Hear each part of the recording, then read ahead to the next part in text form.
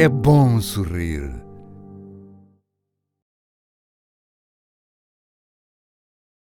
Comemora-se amanhã, 14 de novembro, o Dia Mundial da Diabetes, uma das doenças mais sérias em todo o mundo, que afeta 1 milhão de portugueses de todas as idades, o equivalente a mais ou menos 13% da nossa população. Daí que a nossa convidada desta semana seja, com toda a propriedade, a doutora Rosa Dantas, médica do Serviço de Endocrinologia, Diabetes e Nutrição do Centro Hospitalar do Baixo Voga. Doutora, bem-vinda e muito obrigado por se ter disponibilizado para conversar connosco a propósito desta temática. Afinal de contas, o que é a diabetes? A diabetes começa por ser uma coisa muito difícil de definir, mas se quisermos colocá-la de uma forma simples, é uma doença muito complexa, multifatorial, portanto há uma série de fatores que interferem para o seu desenvolvimento, que culmina com uma alteração no metabolismo da glicose ou no metabolismo dos açúcares, que sustentadamente, ao fim de algum tempo, se traduz em processos aterogénicos ou desenvolvimento de placas de ateroma, de gordura nos vasos e nos órgãos, que depois culminam nas complicações que tipicamente estão associadas à diabetes. Portanto, é uma doença muito complexa, muito difícil de gerir, com vários fatores de risco, que acaba por se traduzir depois numa série de complicações e de comorbilidades. E quais são os grandes fatores de risco desta doença? O histórico familiar, o excesso de peso, podem ser considerados à cabeça os fatores mais preocupantes? Pronto. Nós, quando falamos em fatores de risco para a diabetes, nós habitualmente dividimos naqueles que conseguimos controlar, aqueles que são modificáveis, e aqueles que nós não conseguimos controlar, aqueles que são não modificáveis. Há algumas etnias de risco. A idade é um fator de risco que também não conseguimos controlar, portanto, quanto mais velho for o doente, maior é a probabilidade de ele vir a desenvolver diabetes. A história familiar também não é um fator de risco que nós possamos controlar e é um dos mais importantes para o desenvolvimento da doença. E depois existem uma série de fatores de risco onde nós podemos ter um papel e podemos ter uma intervenção. À cabeça, provavelmente, o mais importante será a obesidade, é um dos principais fatores de risco para o desenvolvimento de diabetes, o sedentarismo, doentes que têm história de já em algum momento da sua vida terem tido um valor elevado de diabetes, mulheres que passaram por uma diabetes durante a gravidez, também é um fator de risco muito importante para mais tarde virem a desenvolver diabetes. Portanto, um estilo de vida inativo, o desenvolvimento daquilo que nós chamamos de síndrome metabólico, que engloba não só a diabetes, mas também uma obesidade de predomínio abdominal, portanto aquela barriguinha que os homens costumam ter, associada à hipertensão arterial e ao colesterol. Portanto, são tudo fatores de risco para mais tarde vir a desenvolver a doença. O mais importante, sobretudo, eu penso que é perceber que há alguns deles em que nós de facto podemos ter um papel ativo e de alguma maneira atrasar o desenvolvimento ou até minimizá-lo e permitir que não haja uma evolução para um estado de doença, de facto. Ou seja, cai por terra logo à partida aquela ideia de que a diabetes só atinge os gulosos. É isso? Cai por terra a ideia de que a diabetes só atinge os golosos. Há uma série de outros fatores que interferem para o desenvolvimento e, ultimamente, tem-se vindo a perceber que, de facto, a parte genética, que tradicionalmente se associava ou que se dava um peso menos importante, de facto parece ter um papel ainda mais importante do que aquilo que se atribuía e parece ser da combinação entre estes fatores genéticos que têm um peso importante na doença e depois com a interação com o ambiente, com aquilo que nós comemos, com o estilo de vida que levamos, que levam ao desenvolvimento da doença. Mas de facto parece que existem pessoas que nasceram de alguma maneira com alguma tendência e que terão que se esforçar sempre um bocadinho mais do que a pessoa do lado que não tem história familiar e que não tem predisposição genética para evitarem desenvolver a doença. Corrija-me se estiver errado. A diabetes tem alguma coisa a ver com o mau funcionamento do pâncreas? A diabetes tem tudo a ver com o mau funcionamento do pâncreas. Portanto, há vários tipos de diabetes. No final, todos os estados em que há hiperglicemia, ou seja, glicose alta, açúcar alto, ou seja, quando há diabetes, aquilo que está a acontecer é que a quantidade de insulina que é produzida no pâncreas não está a ser suficiente para manter os níveis do açúcar no sangue dentro daquilo que é desejável. Portanto, em todos os estadios, independentemente de se tratar de uma diabetes do tipo 1, em que há uma falência quase imediata e abrupta do pâncreas, ou uma diabetes tipo 2, tradicionalmente associada à obesidade, à hipertensão arterial, portanto, em todos os estadios, o que está a acontecer é que há uma produção que é insuficiente para manter o açúcar dentro do normal. Portanto, pode até haver uma produção acima do normal de insulina, mas que continua a ser insuficiente para manter os níveis dentro do que é normal, digamos assim. E esse problema da diabetes pode causar outros problemas mais graves ao próprio pâncreas? A diabetes por si só é um estado em que o pâncreas vai deixando de funcionar, portanto vai havendo uma falência, as células durante muito tempo fazem algum esforço para compensar a falta de insulina e ao fim de algum tempo tudo se esgota e portanto vai se desenvolvendo e instalando a doença.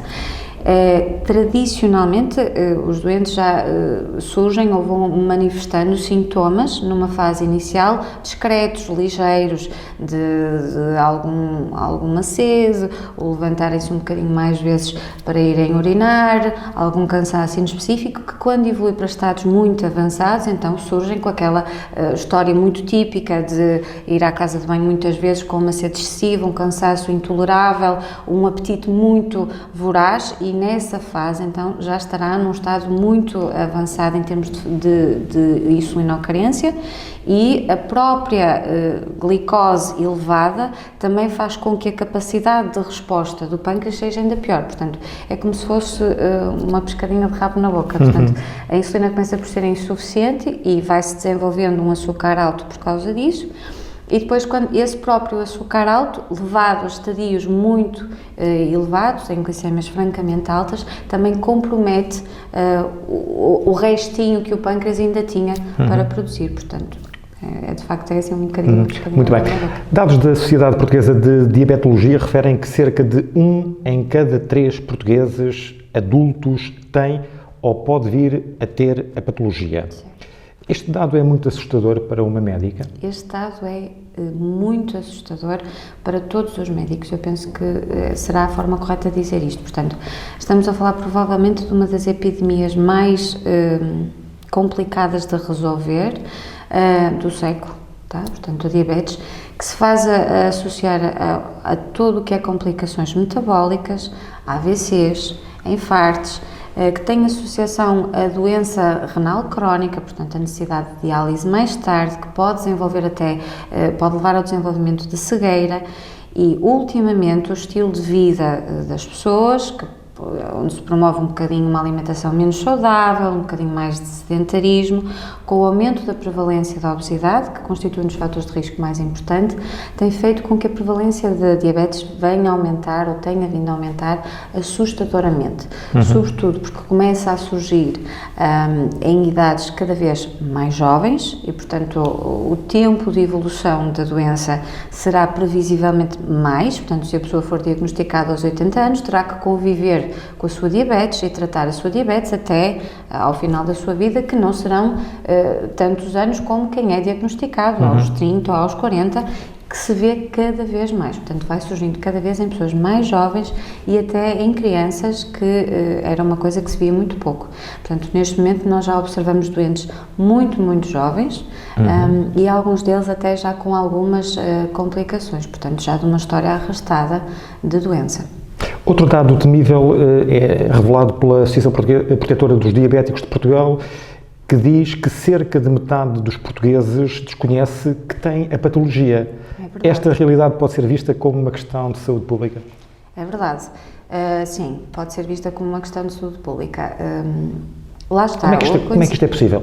O conhecimento das pessoas relativamente à diabetes é eu tenho diabetes se eu estiver com muita sede, se eu tiver que ir à casa de banho muitas vezes, se eu andar muito cansado e emagrecer. Portanto, é assim que as pessoas atribuem a sintomatologia típica da diabetes, e qualquer doente que passe por isto vai provavelmente procurar um médico, seja o médico de família, um endocrinologista, e vai dizer: eu acho que tenho diabetes, e alguma coisa vai ser procurada nesse sentido. No entanto, em fases mais precoces, enquanto não há um desenvolvimento tão explícito, os sintomas podem ser muito frustros ou até estarem ausentes. E aqui é que está o problema.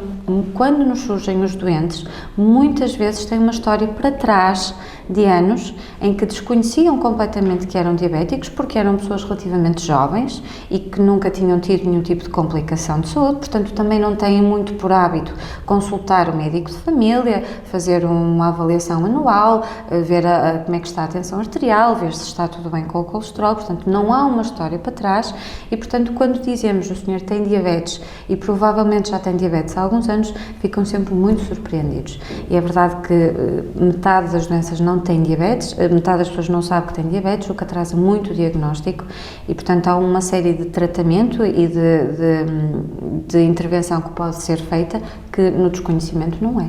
É verdade. Pessoas com diabetes do tipo 1 e do tipo 2 estão mais vulneráveis a doenças cardiovasculares, é verdade? É verdade. As pessoas com diabetes, quer sejam tipo 1, quer sejam tipo 2, estão mais vulneráveis.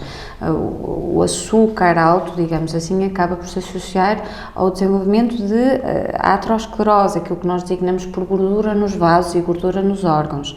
E, portanto, é como se todas as nossas artérias, que é o que leva o sangue aos órgãos que são necessários, fossem ganhando placas de gordura e, portanto, obviamente que o sangue não chega com a mesma facilidade, nem na quantidade que é necessária aos órgãos e, portanto, desenvolvem ou situações agudas, em que há um vaso que entope e que, se for no cérebro, resulta num AVC isquémico, se for no coração, resulta num infarto, ou então situações em que se vão estabelecendo de forma progressiva e, portanto, o doente vai desenvolvendo sintomas de isquemia crónica. Por exemplo, os doentes diabéticos que acabam por desenvolver placas de gordura nos vasos das pernas e que vão desenvolvendo dificuldades na marcha, às vezes durante muito tempo, e que depois terminam muitas vezes na necessidade ou no desenvolvimento de úlceras e até mais tarde em amputações. A doutora já tocou neste assunto que lhe vou colocar a seguir. Outro dos problemas da diabetes tem a ver com as complicações graves que podem resultar nos rins, que podem causar a falência renal, como disse há pouco, e inevitavelmente a hemodiálise. Em que situações é que este cenário pode ocorrer? A diabetes é uma das doenças, é a principal causa de doença renal terminal. Portanto, a principal causa de necessidade de hemodiálise, se quisermos entender assim, é de facto a diabetes. As complicações da diabetes têm vindo a ser melhoradas, é verdade que também têm vindo a surgir alguns fármacos que nos ajudam em relação a isto. De facto, Portugal continua muito mal no que diz respeito à nefropatia diabética, é um dos países onde temos piores resultados, se entendemos desta forma. Quando a diabetes não está controlada, o rim é obrigado a filtrar uma quantidade maior de açúcar, digamos assim, que lhe vai provocando alguma lesão e que acaba por levar a um compromisso do seu funcionamento e terminar em estadios avançados numa falência completa e necessidade de substituição da função do rim com hemodiálise. Há coisas que se podem fazer e, dentro da diabetes, o mais importante, de longe, é controlar o valor do açúcar. Portanto, uma diabetes que está bem controlada, tá? É o principal fator protetor do diabético contra o desenvolvimento da doença renal terminal. Tem vindo a surgir também alguns fármacos de introdução relativamente recente no mercado que parecem também ter algum efeito protetor para o desenvolvimento de rim e que podem, de nefropatia, e que podem até retardar esta evolução e, portanto, fazer as coisas recuarem um bocadinho. É muito importante também controlar a tensão arterial, porque é outro dos fatores que, associado à diabetes, acaba por provocar a lesão no rim. Portanto, não tem só que resolver o problema de muito açúcar, tem também que resolver o problema de uma tensão que está elevada. E também moderar em estadios já mais avançados apenas, pode até ser necessário alterar o tipo de alimentação que é feita no sentido de proteger também o rim. Portanto, é um envolvimento, quando olhamos para a parte renal, há uma série de pontos de tratamento que têm que ser tocados e à cabeça o controlo do valor do açúcar é muito importante. Que é através da glicemia que se vê isso na análise ao sangue. Através da glicemia. Que deve estar entre 80 e 120. Não necessariamente. Portanto, isso é um objetivo muito ambicioso. É? Durante muito tempo foi ambicionado, de facto, que os doentes tivessem os seus valores dentro daquele intervalo que nós considerávamos o ideal. O que é correto e o que sabemos que é mais adequado é, de facto, adaptar o nosso objetivo em termos de tratamento e, portanto, o nosso objetivo em termos de controle ao doente que temos à frente. E, portanto, se é um doente jovem, também, que não tem complicações, que não tem a diabetes num estadio avançado, que não faz medicamentos que lhe dão risco de baixas de açúcar, podemos ser um bocadinho mais ambiciosos e então ambicionar uns valores entre os 80 e os 120, ou 80 e 140, depende um bocadinho. Agora, se estivermos a falar de um doente já com muitos anos de doença, que até já tem complicações da diabetes, portanto até já tem alguma retinopatia, portanto já não vê muito bem, que já tem algumas dificuldades de equilíbrio, que já teve um infarto ou que já teve uma trombose, então também podemos ser um bocadinho menos agressivos. Porque quando somos demasiado agressivos e ambicionamos demasiado, também aumentamos muitas vezes o risco de desenvolver não uma complicação crónica, mas uma complicação aguda da diabetes, que são as hipoglicémias, as baixas de açúcar, que são também muito importantes, sobretudo nestes doentes que são mais fragilizados e mais debilitados. E que são muito perigosas. E que são muito perigosas, particularmente nestes doentes que não têm uma capacidade de resposta tão rápida, que podem já ter dificuldades visuais, que podem morar sozinhos, que podem não ter um acesso imediato ao açúcar, que é o que resolve o problema. Por isso é que lhe estava a dizer que, de facto, nós somos mais ambiciosos com doentes em quem prevemos que podemos ser um bocadinho mais agressivos sem que isso constitua um risco para o doente, e somos também um bocadinho mais permissivos naqueles em que o risco já é um bocadinho superior e, portanto, já balançamos as coisas no sentido de permitir um bocadinho subir os valores um bocadinho mais. A doutora Rosa Dantas, enquanto médica endocrinologista, de que modo é que educa os seus pacientes para uma mudança de estilo de vida e para uma alteração do comportamento alimentar de forma a prevenir a diabetes? Como é que o faz? Eu penso que uma das coisas mais importantes é conhecimento é poder. E, portanto, quando o doente sabe que o estilo de vida que tem, que a alimentação que faz, que os antecedentes familiares que tem, podem conduzir ao desenvolvimento de uma diabetes, e quando explicamos isto ao doente, é muito mais fácil para nós envolvê-lo na doença, portanto deixa de ser um problema do médico, que muitas vezes é assim que é gerido, portanto muitas vezes o médico é que tem que tratar a diabetes, e envolver um bocadinho o doente na sua doença e explicar que a diabetes tem estas complicações todas, que é possível ter uma vida completamente normal, e desde que sejam cumpridas algumas regras, e que pode beneficiar muito em termos de saúde se tiver um bom controlo e se estiver com alguns cuidados alimentares, se cumprir algum exercício físico, e é muito fácil motivá-los quando de facto aderem às nossas medidas e dizemos que têm que ter uma alimentação mais cuidada, que têm que evitar hidratos de carbono simples, comer menos doces, beber menos sumos, fazer um bocadinho mais de atividade física. É fácil conseguir que o doente adira às nossas recomendações quando isso tem um efeito que ele também consegue perceber. E, portanto, quando o doente consegue perceber que ao fazer as caminhadas, ao ter um bocadinho mais de cuidado com a alimentação, o peso baixa, a tensão melhora, o colesterol também melhora, as análises melhoram também, é fácil motivá-lo e é fácil ajudá-lo a cumprir também.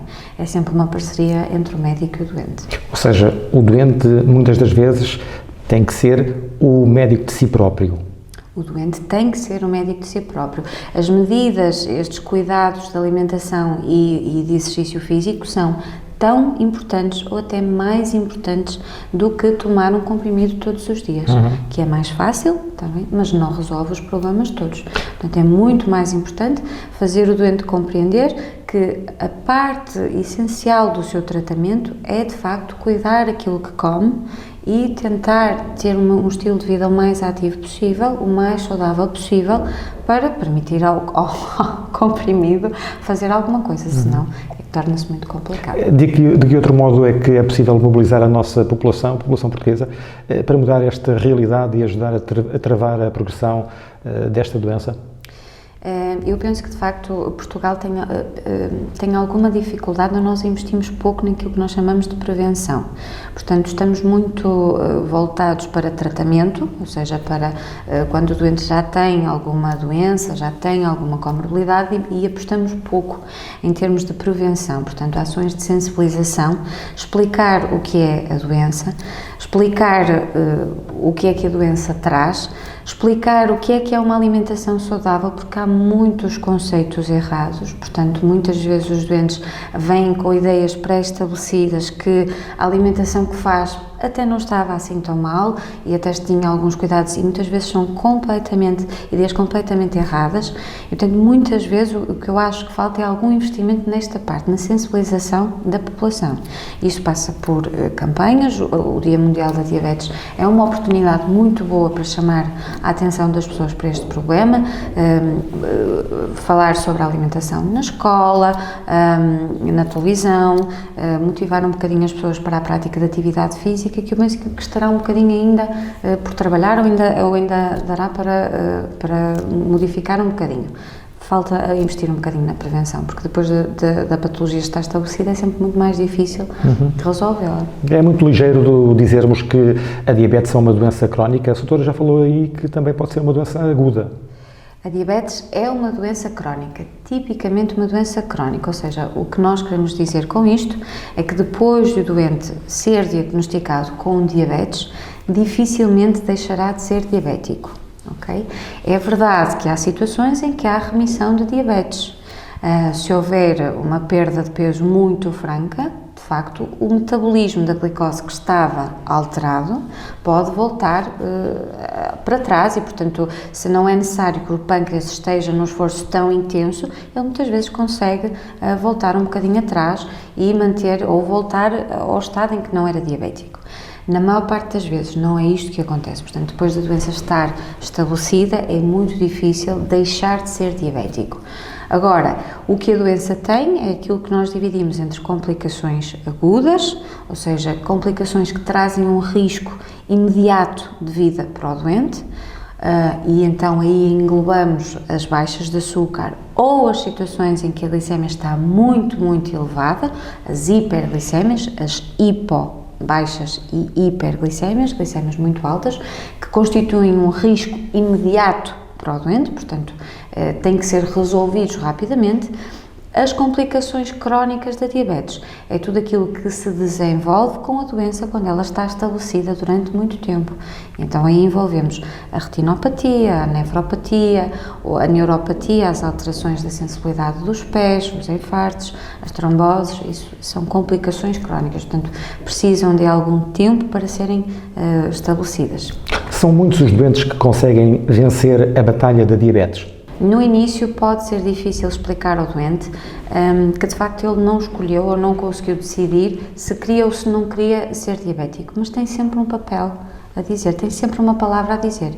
Ele pode não decidir que queria ser diabético, não teve nada, não conseguiu controlar isso, mas pode decidir ser um diabético bem controlado, em que o risco é francamente baixo, ou é inferior a um diabético que está descompensado e que está com umas glicémias muito elevadas e que todo o resto do componente metabólico, tensões, colesterol não estão minimizados. Portanto, o doente tem sempre uma palavra a dizer, tem sempre um papel ativo e pode sempre melhorar alguma coisa.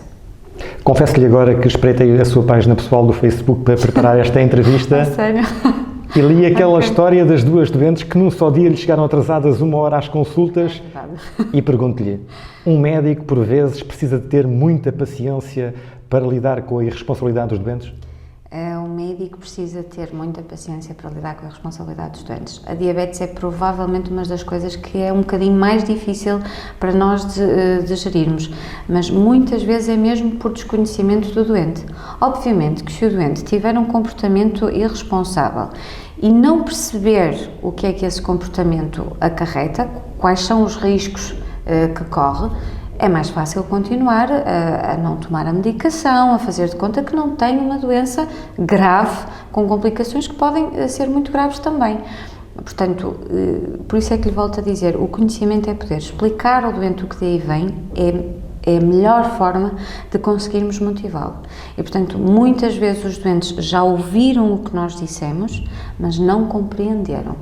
Portanto, muitas vezes o médico já disse o senhor tem risco de ter um infarto, de ter um AVC, mas não compreendeu.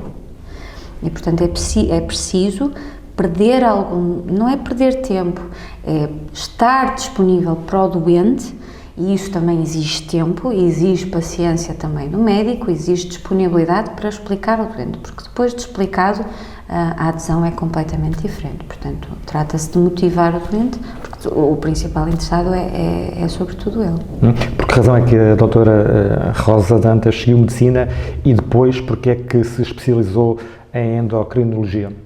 Porque é que segui medicina? A medicina é uma paixão já desde pequenina. Eu sempre fui uma criança muito estranha, com muito interesse em dissecar animais e isto e aquilo. Portanto, eu sempre tive muito interesse nas disciplinas de biologia, no mundo animal, como é que eram constituídos os órgãos, e depois cativava-me um bocadinho a ideia de cuidador também. Portanto, o médico há de ser sempre um cuidador, se for um médico, um bom médico, se tiver tempo para ser um bom médico, que também é um bocadinho mais difícil hoje em dia, e depois foi uma paixão que se foi construindo.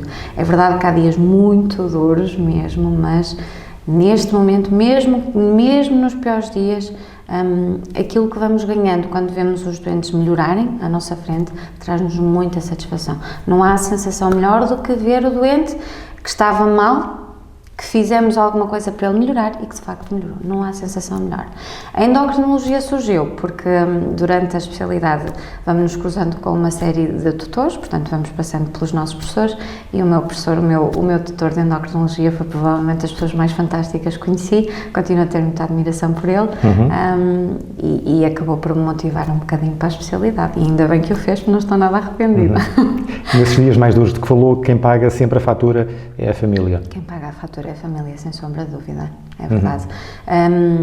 Eu costumo dizer que nós vamos retirando, e é isto que ainda nos faz caminhar um bocadinho, temos que aprender a retirar coisas boas de todos os doentes, e às vezes é muito difícil, ou porque o doente não colaborou, ou porque nós até perdemos muito tempo na consulta anterior a explicar ao doente o que é que tinha que ser feito, investimos no doente, e quando nós dizemos investimos, damos o nosso conhecimento ao doente, mostramos que estamos disponíveis para ajudá-lo, e às vezes quando o recebemos de volta, o efeito foi muito pouco, e isso acaba por nos desgastar muito também.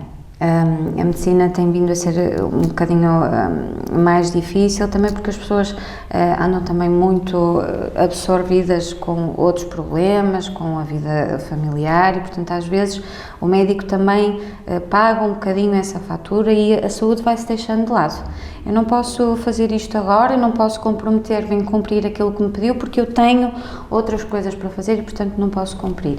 E é verdade que quando investimos e quando estivemos a tentar fazer o nosso melhor e depois o doente não correspondeu, pode ser um bocadinho duro. E a família é quem paga a fatura. Chegamos a casa com menos paciência, mais tarde que o habitual. Portanto, há sempre quem paga a fatura. É uma questão de ir aprendendo a gerir o tempo. Eu ainda estou na fase da aprendizagem, mas acho que estou confiante que chego lá, é verdade. Muito bem. Como é que se sente no desempenho das suas funções no Centro Hospitalar do Baixo Fogo? Sei também que vem em Águeda uma vez por semana, à terça-feira, dar consultas. Sim.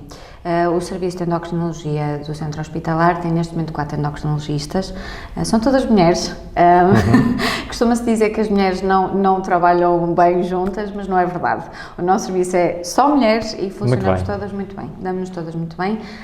Um bom ambiente no trabalho é fundamental, portanto, claro, eu acordo de manhã e vou motivada para trabalhar. Mesmo que o dia anterior tenha sido muito difícil. Muito duro. Mesmo que o dia anterior tenha sido muito difícil, um bom ambiente, chegar e ter os colegas que estão receptivos, que nos ajudam, com quem partilhamos coisas, é muito caloroso para nós também. É verdade que durante algum tempo não havia consulta de endocrinologia em Águeda, mas nós temos também muitos doentes desta zona de residência, alguns com dificuldades na mobilidade, portanto pessoas já com uma certa idade, e portanto fazia-se todo sentido que se abrisse uma consulta aqui, e eu não disponibilizei-me na altura. A diretora de serviço, a doutora Joana Guimarães, propôs-me vir cá, não vi inconveniente nenhum, já venho cá pelo menos desde 2016 e acho que faz uma diferença muito grande, particularmente para estas pessoas que têm um bocadinho mais de dificuldade em chegar, que moram um bocadinho mais longe, portanto ficam agradecidas por não terem eles que fazer o trajeto. Eu faço por eles e não me custa rigorosamente nada, é com todo o gosto. Ok, Sra. Foi um gosto tê-la aqui, muito obrigado por ter vindo. Confesso-lhe ainda que também li aquela publicação do paciente francês que lhe surgiu numa consulta. Sim. E também li aquela dos... que eu em inglês eu desenrasco, mas o francês é muito mau para mim. E também li aquela publicação dos catraias na esplanada do bar de praia em pleno agosto, com calor, que me dava uns piropos à miúda gira da mesa em frente. Muito obrigado por ter vindo, foi um gosto muito grande. Por esta semana é tudo, voltamos na próxima semana com outro convidado e com outra história.